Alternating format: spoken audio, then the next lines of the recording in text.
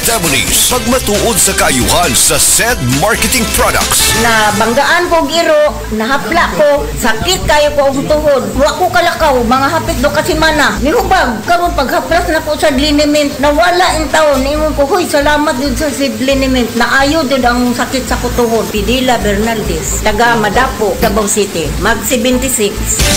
Ginama sa Seed Pharma, distributed by SED Marketing. Mapagpasalamat. Katangiang Pilipino mula sa puso. Pagpapamalas ng pagmamahal ng Diyos sa ating lahat. Isang pagpapahalaga sa mga kabutihan at tulong na natanggap sa ating buhay. Salamat po. Sa lahat ng mga bagay, magpasalamat kayo. Unang Tesalonica 5:18. Mapagpasalamat. Ikaw ay M-Extraordinary Pinoy. Brought to you by MX3 Coffee and Tea. MX3 Capsule helps avoid pain discomfort. Iwas-iwas sa sakit. Ako po si Dr. Manfred Marpa, isang Doctor of Medicine. I would like to recommend to everyone, regardless of age, whether you're an adult, a young child, or a pregnant mother, pwedeng mag-take ng Life Extension Vitamin D3.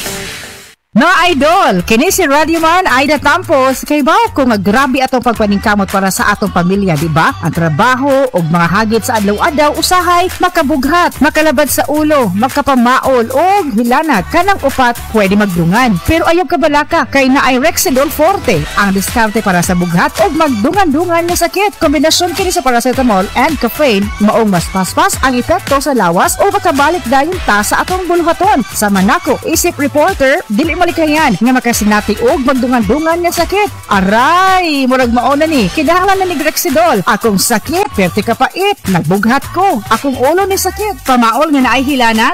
Auntie Melay, tabang please. It's me, your auntie. Diskartehan nato na Rexidol Forte ang mas paspas banat sa upak. Faster versus paracetamol in as fast as 30 minutes. Kung bugat o gadungan-dungan nga sakit ang mubanat, ang idol na kung mo diskarte, Rexidol Forte. Anagang Unilab yan. Paracetamol caffeine is a generic name of Rexidol Forte. If symptoms persist, consult your doctor.